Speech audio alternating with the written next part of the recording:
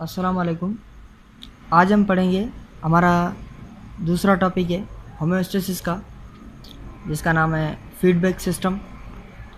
Feedback system क्या है? What is feedback system? ये कह रहा है कि many physiologically process in the body take part to maintain homeostasis.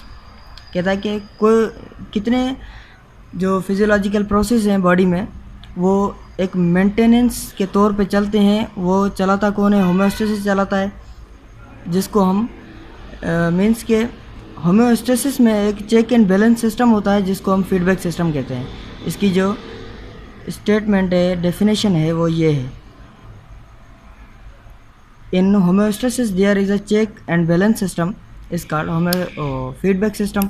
Feedback system क्या है कि एक होम्योस्टेसिस में चेक एंड बैलेंस सिस्टम होता है, उसको हम फीडबैक सिस्टम कहते हैं। वो लाजमी है एक बॉडी के लिए, क्योंकि ये कह रहा है कि due to this system the internal conditions of the body remains constant and in regular form. कहता है कि ये जो सिस्टम है, इंटरनल कंडीशन जो बॉडी की है वो रिमेन कांस्टेंट रखती है, मीन्स एक रेगुलर फॉर्म में चलाती है। और कहता है कि the check and balance system is called feedback system. इसी चेक बैलेंस सिस्टम को फीडबैक सिस्टम कहते हैं। फीडबैक सिस्टम में 3 ऑर्गन इन्वॉल्व होते हैं। एक होते हैं रिसेप्टर्स, दूसरा होता है सेंट्रल कंट्रोल सिस्टम, तीसरा होता है इफेक्टर्स। अब रिसेप्टर्स क्या है? वो ऑर्गन जो किसी भी इंटरनल इन्वायरमेंट, बॉडी का इंटरनल इन्वायरमेंट में चेंज को रिसीव करता है।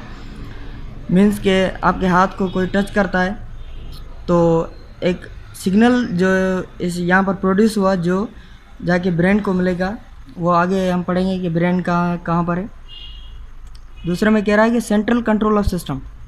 सेंट्रल कंट्रोल सिस्टम वो है रिसेप्टर, यहाँ पर क्या है? ऑर्गन जो रिसीव करते हैं चेंज को।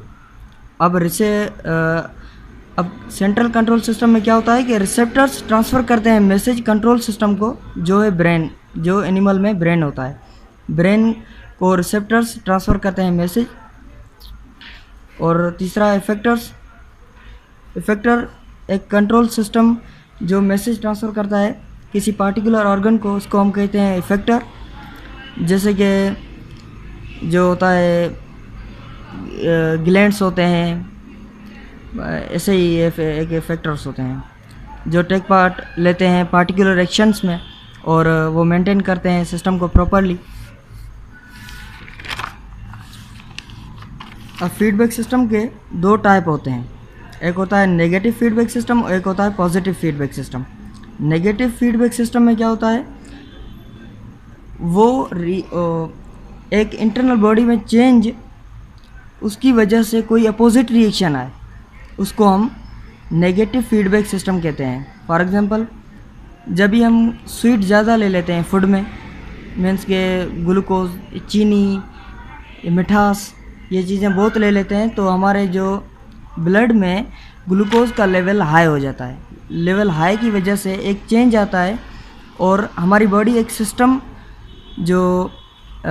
चलाती है, एक्टिव करती है, जो टेक पार्ट लेता है ग्लूकोज की अमाउंट को डिक्रीज़ करने में, और उसके बाद वो रेगुलेट हो जाता है। उसको हम नेगेटिव फीडबैक सिस्टम कहते हैं। पॉजिटिव फीडबैक सिस्टम, जब भी कोई इंटरनल बॉडी में चेंज आता है और वो फर्दर इंक्रीज़ हो जाता है प्रोसेस, उसको हम पॉजिटिव फीडबैक सिस्टम कहते हैं। फॉर एग्जांपल, जो वार्म ब्लडेड एनिमल्स होते हैं, जब भी इंटरनल बॉडी का टेम्परेचर इंक्रीज़ होता है हीट स्ट्रोक की वजह से, तो बॉडी का जो टेम्परेचर है वो फर्दर इंक्रीज़ हो जाता है। उसको हम कहते हैं पॉजिटिव फीडबैक सिस्टम। ये कभी कभी तो यूज़फुल होता है, कभी किस कंडीशन में जो ये हार्मफुल भी हो सकता है। Okay, thank you.